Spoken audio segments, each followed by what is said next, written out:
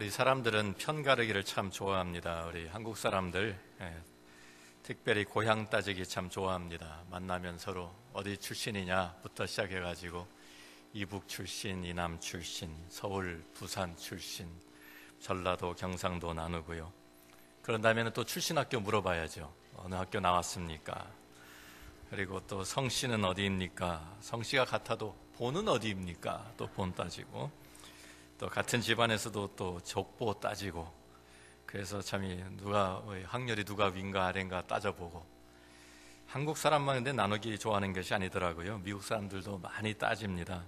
그래서 인종 따지고, 조상 따지고, 어떤 민족인지, 또 어느 동네에 사는지, 좋아하는 야구팀은 무엇인지, 풋볼팀은 농구팀 해서 다 갈라져 가지고 응원하고, 학교 출신에 따라서 또 나누어지고 많이 합니다. 왜 사람들이 이렇게 분열하고 갈라지는 것 좋아할까요? 우리가 가지고 있는 죄성이 우리를 그렇게 만듭니다. 죄라는 것은 사람을 이기적으로 만들기 때문에 분열을 가져올 수밖에 없습니다. 창세기 3장을 보면 사람이 선악과를 따먹게 했을 때 하나님과의 관계가 깨어졌습니다. 그래서 하나님의 얼굴을 피해서 숨었다고 했습니다. 그런데 하나님과 사람의 관계뿐만 아니라 죄는 사람과 사람 사이의 관계도 갈라놓습니다.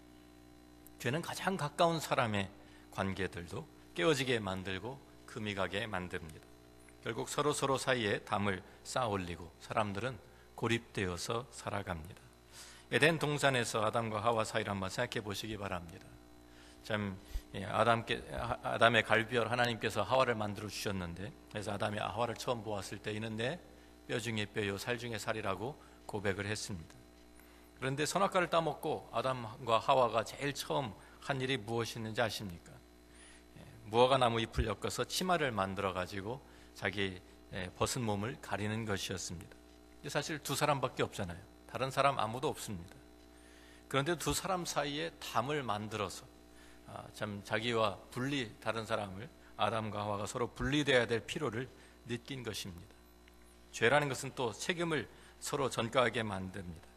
철저하게 자기중심적인 사람이 되어서 하나님께서 책임을 추궁하시니까 저 사람 때문이라고, 저것 때문이라고 계속 책임을 전가하는데 바쁩니다. 죄가 들어오면서 또 하나님과 사람의 관계뿐만 아니라, 사람과 사람의 관계뿐만 아니라 사람과 피조물의 관계도 깨어졌습니다. 창세기 3장 17절 말씀부터 봅니다. 아담에게 이르시되 내가 내 아내의 말을 듣고 내가 내게 먹지 말라 한 나무의 열매를 먹었은즉 땅은 너로 말미암아 저주를 받고 너는 내 평생에 수고하여야 그 소산을 먹으리라. 땅이 내게 가시덤불과 엉겅퀴를 낼 것이라. 내가 먹을 것은 밭의 채소인즉 내가 흙으로 돌아갈 때까지 얼굴에 땀을 흘려야 먹을 것을 먹으리니 내가 그것에서 취함을 입었음이라. 너는 흙이니 흙으로 돌아갈 것이니라 하시니라. 사람 때문에 땅이 저주를 받습니다.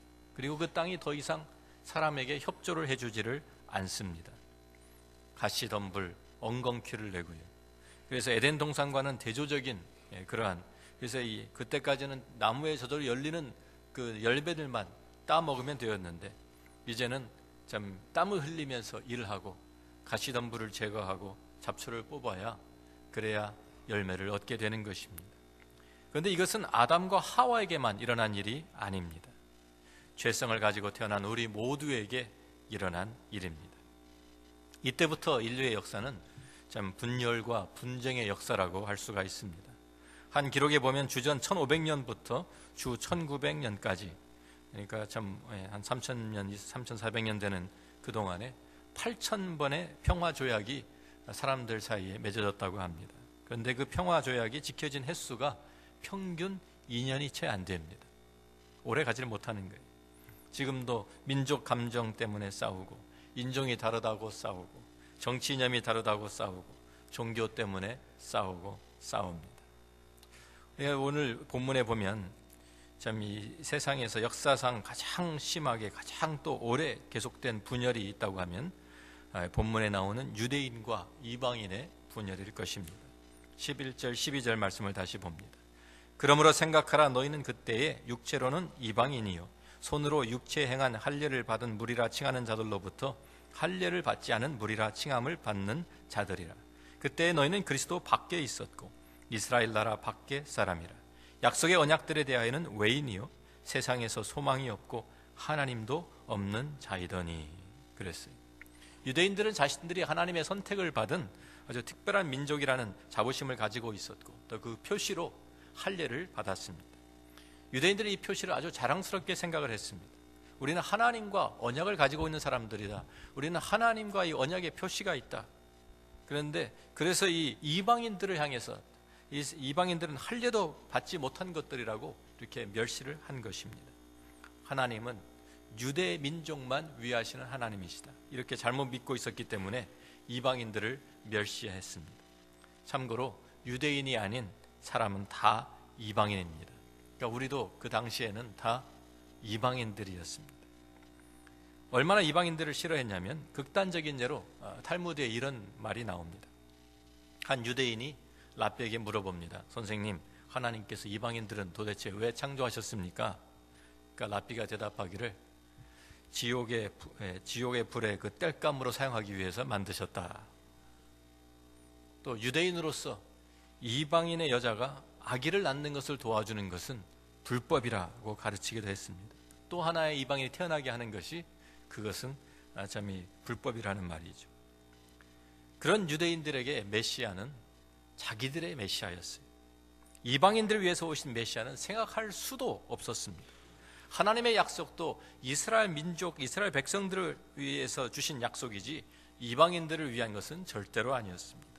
앞으로 오는 하나님의 나라도 유대인들을 위한 하나님의 나라이지 이방인들에게 거기에는 아무런 참여할 수 있는 권리가 이방인들에게는 없었다고 생각한 것입니다.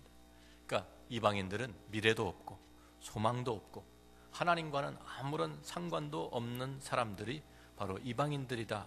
이렇게 생각했기 때문에 유대인들이 이방인들을 볼 때 할례도 받지 못한 것들이라고 멸시한 것입니다.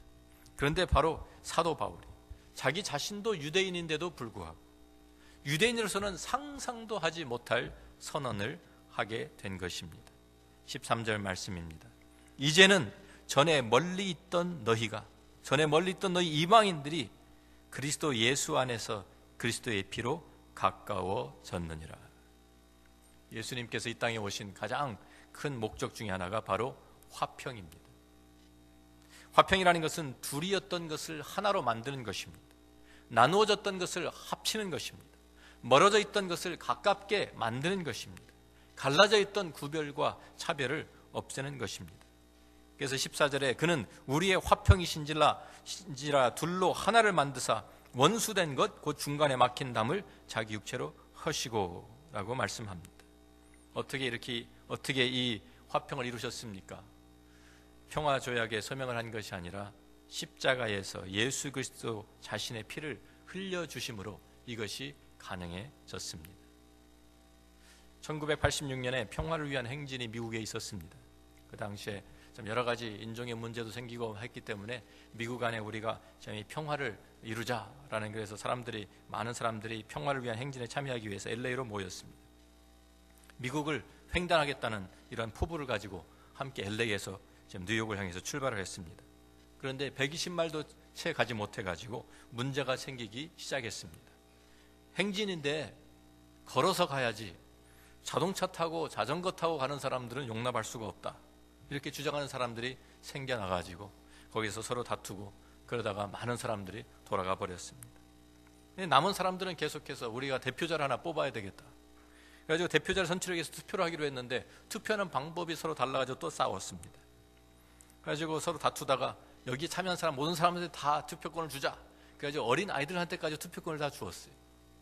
그리고 투표를 했는데 투표 결과를 보더니 만족하지 않은 사람들이 이건 투표가 무효다. 그래가지고 또 싸웠습니다. 그래서 평화를 위한 행진 120마일 갔다가 거기에서 중단되고 사실 다 흩어지면서 다시는 서로 말도 하지 않는 그러한 사람들이 생겨났습니다. 분열이라는 것 죄가 가지고 온 것입니다. 그렇기 때문에 진정한 화평을 이루기 위해서는 이 죄의 문제가 우리를 갈라놓는 죄의 문제부터 해결을 해야 합니다. 죄를 위한 희생이 있어야 합니다. 예수 그리스도는 바로 이 죄를 위한 희생양이 되어서 우리를 위해서 피를 흘리시고 죽으심으로 우리의 화평이 되신 것입니다. 14절은 그리스도가 어떻게 우리의 화평이 되셨는가를 구체적으로 우리에게 설명해 주고 있습니다. 그는 우리의 화평이신지라 둘로 하나를 만드사 원수된 것 곧 중간에 막힌 담을 자기 육체로 허시고, 막힌 담을 허셨다고 말씀합니다. 주님께서 이 땅에 오신 것은 바로 이 막힌 담을 허물어 버리기 위해서 오신 것입니다. 예루살렘 성전에는 이 막힌 담이 상징적으로 또 실제적으로 표현되어 있었습니다. 성경 공부 때도 말씀드렸지만 성전의 구조를 보면 지성소와 성소가 나누어져 있었습니다. 지성소는 대제사장이 1년에 한 차례 정해진 시간에만 들어갈 수 있는 곳이었고요, 성소에는 제사장들만 들어가서 분향하는 곳이었습니다. 근데 제사를 드리는 번제단이 있는 그 성전 뜰까지만 보통 사람들은 거기에 들어가서 예배를 드리고 제사를 드릴 수 있었던 것입니다. 그런데 그 성전 뜰도 사실은 나누어져 있었습니다. 유대인 남자들이 들어갈 수 있는 성전 뜰이 있었고 여자들의 뜰은 또 따로 있었습니다. 그리고 그 밖으로 이방인들이 출입할 수 있는, 이방인들도 다닐 수 있는 바깥뜰이 있었습니다. 유대인들만 들어갈 수 있는 성전뜰과 이방인들이 들어갈 수 있는 그 딸 사이에는 4피트 정도 되는 높이의 담을 쭉 쌓아놔서 돌려놓았습니다. 그래서 침범하지 못하게 막은 것이죠. 그리고 거기에다가 아주 경고문을 붙여놓았는데 이방인은 안쪽 뜰과 성소 주변의 난간으로 들어올 수 없다. 들어오다가 잡히는 모든 이방인은 정령 죽을 것이다 라고 아주 살벌한 경고문을 히브리어로, 그리스어로, 라틴어로 이렇게 붙여놓았습니다. 그런데 유대인, 이방인의 구별이 성전 뜰에서만 있었던 것이 아닙니다. 매일 생활 가운데에서도 유대인과 이방인은 확연하게 구별이 되었습니다. 율법에 의해서 먹는 음식도 달라야 했고요, 유대인이 이방인의 집에 들어가는 것 자체가 부정하게 되기 때문에 불법이었습니다. 이방인과 함께 먹고 마시고 교제하는 것은 더더구나 위법이었습니다. 그런데 예수님께서 이 막힌 담을 다 허물어 버리신 것입니다. 15절에 법조문으로 된 계명의 율법을 폐하셨으니 이는 이 둘로 자기 안에서 한 새 사람을 지어 화평하게 하시고 라고 말씀합니다. 십자가에서 죽으심으로 예수님께서는 이제 유대인과 이방인을 나누었던 그 율법의 요구를 충족시켜 주셨습니다. 이제는 그리스도 안에서 더 이상 나눌 필요가 없어졌습니다. 그리스도 안에서 유대인과 이방인의 구별이 사라지고 오직 그리스도를 믿음으로 하나가 된 새로운 사람만이 있을 뿐입니다. 또한 이제 유대인과 이방인의 구별이 없어지니 새로운 사람을 하나님과 또 화목하게 하셨습니다. 16절 말씀부터 봅니다. 또 십자가로 이 둘을 한 몸으로 하나님과 화목하게 하려 하심이라. 원수된 것을 십자가로 소멸하시고 또 오셔서 먼데 있는 너희에게 평안을 전하시고 가까운 데 있는 자들에게 평안을 전하셨으니 이는 그로 말미암아 우리 둘이 한 성령 안에서 아버지께 나아감을 얻게 하려 하심이라. 예수님께서 십자가에서 돌아가실 때 일어난 사건을 우리는 기억하고 있습니다. 지성소와 성소를 나누고 있던 휘장이 위에서부터 아래로 찢어졌습니다. 무슨 뜻입니까? 하나님과 사람 사이를 가로막고 있던 이 막힌 담이 사라지게 된 것입니다. 이제는 모든 사람이 그리스도 안에서 하나님께 나아갈 수 있는 길이 열리게 된 것입니다. 더 이상 1년에 한 번만 대제사장을 통해서만 들어갈 수 있던 지성소가 믿음으로 하나님 앞에 나오는 모든 사람들에게 유대인이나 이방인이나 상관없이 누구에게나 열려진 것입니다. 이제는 새로운 한 사람이 지으심을 받았습니다. 이 사람은 유대인도 아닙니다. 이 사람은 이방인도 아닙니다. 이 사람은 바로 그리스도인입니다. 이 세 사람 그리스도인. 그래서 알렉산드리아의 클레멘트라는 사람은 그리스도인은 세 번째 인종이다 라는 말을 남겼습니다. 이방인도 아니고 유대인도 아닌 그리스도인이 새로 생겼다는 말이죠. 그리스도 안에서 유대인과 이방인이 하나가 되었습니다. 그리스도 안에서 남자와 여자가 하나가 되었습니다. 그리스도 안에서 배운 사람과 배우지 못한 사람이 하나가 되었습니다. 그리스도 안에서 가진 자와 가지지 못한 사람이 하나가 되었습니다. 그래서 갈라디아서 3장 28절 말씀을 보면 사도 바울은 너희는 유대인이나 헬라인이나 종이나 자유인이나 남자나 여자나 다 그리스도 예수 안에서 하나이니라고 선언합니다. 그 당시에 생각하지도 못할 일이 벌어진 것입니다. 완전히 그 당시의 모든 사회의 구조가 뒤엎어져 버리는 이러한 일이 일어난 것입니다. 만일 유대인과 이방인이 하나가 될 수 있었다고 하면 이 세상에 하나가 될 수 없는 사람들은 아무것도 없는 것입니다. 바로 이것이 교회입니다. 하나님의 걸작품입니다. 원수되었던 사람들이 하나로 만드신 이것이 바로 교회라는 말입니다. 그런데 현대교회를 보면 너무나도 필요 없는 구별과 분열이 많습니다. 편의를 위해서 또 효과적인 복음 전파를 위해서 교회가 새롭게 세워질 수가 있습니다. 예를 들면 미국 안에 있는 우리 한인 교회들이 그렇지요. 한국어로 예배를 드리고 복음을 전하는 교회가 우리 한국 사람들에게 필요합니다. 또 남미에서 온 사람들을 위해서 스페니쉬로 예배를 드리는 교회도 필요합니다. 그런데 이런 이유가 아니라 세상적인 이유 때문에, 자기들의 이해관계 때문에 교회가 분열이 되고 싸우는 것은 모두 배척이 되어야 합니다. 교회 안에서 인종 가지고 나누고 출신 지역 가지고 나누고 서로 배경이 다르다고 나누고 경제 수준이 다르다고 서로 상종하지 않고 공부한 수준이 다르다고 교회를 나누는 것은 하나님께서 절대로 기뻐하시는 일이 아닙니다. 제가 어느 지역에 가보니까, 미국 안에 있는 어느 지역인데 어디라고 말을 안 하겠습니다. 어느 지역에 가보니까 의사들만 모이는 교회가 있어요. 의사가 아니면 그 교회는 다닐 생각을 못합니다. 박사들만 모이는 교회도 있었습니다. 박사가 아니면 명함도 못 내밉니다. 어느 지역 출신들만 모이는 교회가 있었습니다. 그 고향 사람들 아니면 교회 가도 아무도 반겨주질 않습니다. 아니, 교회가 동창회입니까? 교회가 친목 단체입니까? 교회가 무슨 고향 향후회입니까? 아닙니다. 교회는 다양한 사람들이 예수님 한 분 때문에 모여서 하나님을 예배하고 서로 사랑을 나누고 그 사랑을 전파하는 공동체일 뿐입니다. 세상에서는 서로 사실 우리가 볼 필요도 없는 사람들이고 만날 수도 없는 사람들이었는데도 불구하고 예수님 때문에 함께 모여서 교회를 이루고 있는 것입니다. 그게 교회입니다. 이것이 성경적입니다. 우리 마음에 맞는 사람들, 우리 입에 맞는 사람들만 함께 모여가지고 교회를 이루는 것이 절대로 아닙니다. 바로 원수되었던 사람들이, 서로 상종하지 않던 유대인과 이방인과 같던 사람들이 함께 모여서 함께 그리스도 안에서 새로운 공동체, 사랑의 공동체를 이루는 것이 바로 성경적인 교회의 모습입니다. 사도 바울이 새로운 사랑의 공동체를 세 가지 그림을 가지고 묘사하고 있습니다. 첫 번째 그림은 동일한 시민이라는 것입니다. 19절 말씀 보니까, 그러므로 이제부터 너희는 외인도 아니요 나그네도 아니요 오직 성도들과 동일한 시민이라고 말씀합니다. 그 당시에 로마 시민은 엄청난 특권을 누리고 있었습니다. 어디를 가든지 로마 시민은 특별 대우를 받게 되어 있었습니다. 법정에서도 로마 시민은 누구나 황제에게까지 항소를 할 수 있는 그러한 권리가 있었습니다. 사도 바울도 로마 시민이었기 때문에 복음을 전하다가 체포를 당하지만 이 권리를, 로마 시민으로의 권리를 주장해서 로마까지 가서 복음을 변호할 수 있는 그런 기회로 삼았습니다. 로마 시민은 또 아무리 범죄 행위가 극악한 범죄 행위를 범했다 하더라도 십자가형은 면할 수 있었습니다. 십자가형이 너무 잔인해서 로마 시민에게는 합당하지 않다, 사용할 수가 없다는 그러한 이유 때문이었습니다. 미국 안에서도 시민과 비시민은, 시민이 아닌 사람들은 주장할 수 있는 권리가 다릅니다. 미국 시민은 법적인 보호를 받습니다. 자기가 원하면 어디서든지 언제까지든지 자유롭게 살 수 있는 권리가 시민에게 주어져 있습니다. 그런데 외국인은 다릅니다. 미국 안에 마음대로 들어올 수가 없습니다. 비자를 받고 어느 기간 동안 허락을 받아야만 여행을 할 수 있든지 임시로 거주할 수 있든지 하는 것입니다. 시민은 능력만 있으면 어떠한 일도 할 수가 있습니다. 자기 사업도 할 수가 있고요. 그런데 외국인은 취업을 하는 것도 마음대로 하지 못합니다. 허락을 받아야 할 수 있는 것입니다. 그런데 사도 바울은 지금 로마 시민권이나 미국 시민권과는 전혀 비교할 수도 없는 하나님 나라의 시민권에 대해서 말씀하고 있는 것입니다.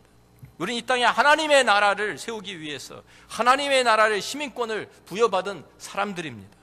더 이상 이 세상 나라에 유대인, 이방인, 백인, 흑인, 한국인, 미국인 이런 시민들이 아니라 하늘에 속한 시민권을 가진 하나님의 백성들입니다.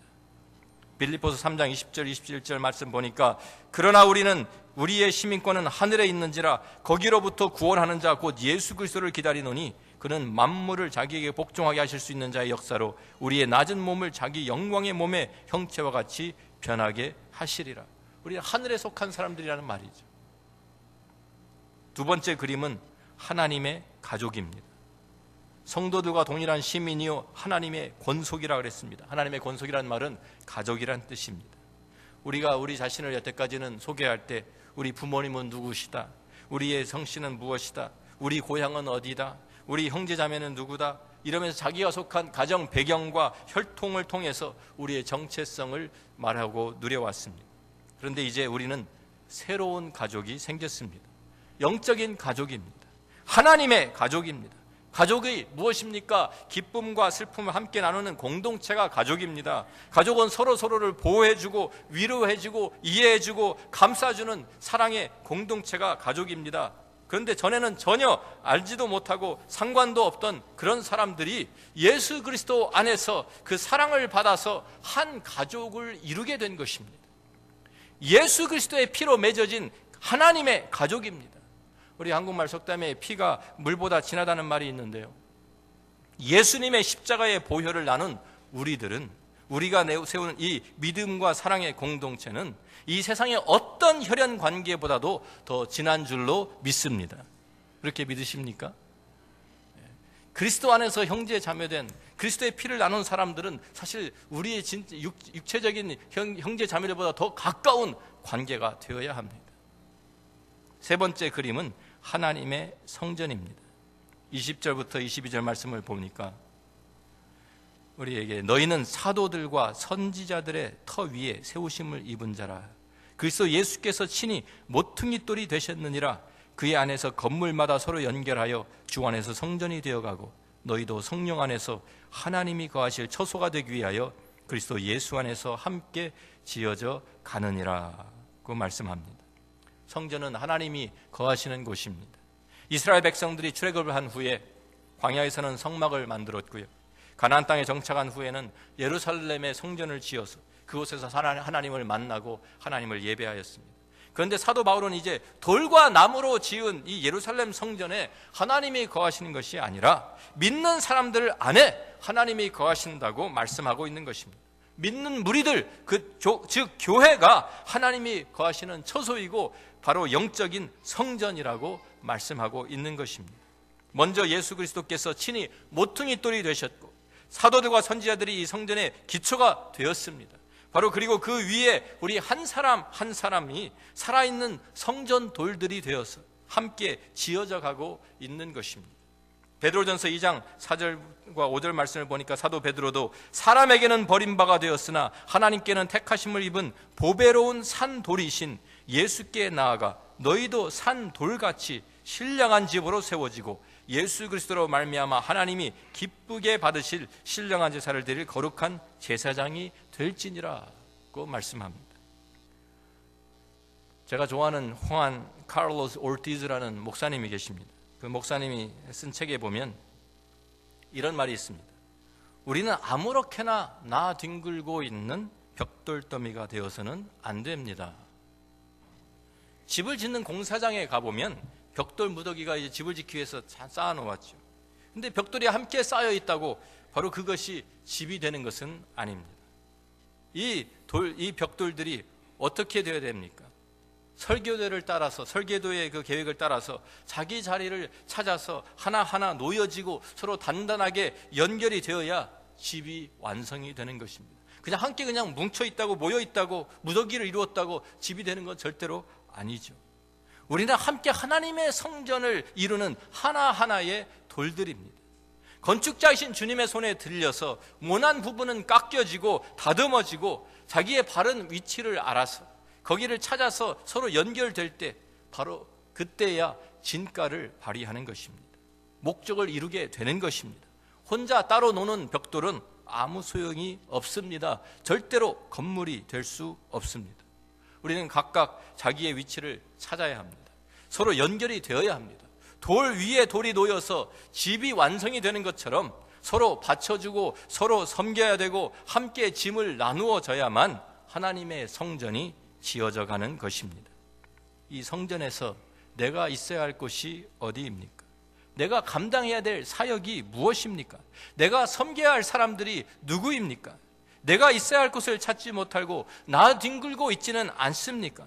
하나님께서 우리 한 사람 한 사람에게 재능과 은사를 주셨는데, 달란트를 주셨는데 성전이 된 교회와 하나님의 나라를 세우라고 우리에게 주셨는데 우리는 그 달란트 그냥 묻어놓고 있지는 않습니까? 하나님께서 우리에게 주신 은사, 우리에게 주신 달란트, 우리에게 주신 재능들 그냥 그것을 가만히 가지고만 있지는 않습니까? 교회에 보면 구경꾼이 너무 많습니다.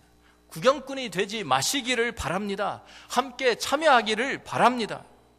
우리가 참 함께 하나님의 교회를 세워가는 데 있어서 참 교회에서 여러 가지 일들이 사역들이 진행돼야 되고 그것에 많은 참 손길이 필요한데 그냥 뒷짐지고 구경만 하는 사람들이 너무나도 많습니다. 우리 교회 비전을 같이 한번 읽습니다. 말씀 안에서 성숙해지는 성도, 사랑 안에서 세워져가는 교회. 또 우리 오른쪽으로 보셔서 그리스도 안에서 모든 막힌 담이 허물어지게 하소서. 모든 막힌 담이 먼저 허물어져야 사랑이 오고 갈 수 있습니다. 교회 안에, 우리 교회 안에 허물어져야 할 막힌 담은 없습니까? 고향, 출신 학교, 집안, 사회적 지위, 경제적 여유 이런 것들 때문에 우리가 갈라져 있지는 않습니까? 나누어져 있지는 않습니까? 혹시 가장 가까운 가족 중에서도 막힌 담은 없습니까? 부부 사이의 갈등과 자녀들과의 갈등 때문에 이 담이 점점 높아지고 있지는 않습니까? 이것이 그리스도 안에서 허물어져야 합니다. 그리스도는 우리의 화평이십니다. 이방인이었고 유대인이었던 우리들을 예수 그리스도의 피로써 하나가 되게 하셨습니다. 이제 더 이상 우리는 아무런 관계가 없는 외인들이 아닙니다. 하늘의 시민권을 가진 하나님 나라의 동일한 시민들입니다. 하나님의 사랑을 함께 나누는 하나님의 한 가족입니다. 그리스도의 피를 나눈 형제요 자매입니다. 하나님이 거하시는 거룩한 성전입니다. 우리는 하나입니다. 우리는 교회입니다. 교회 여러분 동참하셨습니다. 그냥 이제는 뒷짐지고 저 일은 내 일이 아니다, 저 일은 다른 사람들이 알아서 하겠지 지나치는 것이 아닙니다. 이 교회는 우리가 함께 지어가는 것입니다. 이 성전은 하나님이 거하시는 성전은 우리가 함께 세워가는 것입니다. 하나님의 그 가족은 우리가 서로를 돌보고 사랑으로 우리들이 아끼고 우리들이 위로하고 치유하는 것입니다. 우리의 책임입니다. 구경꾼이 되지 마시기를 바랍니다. 기도합니다.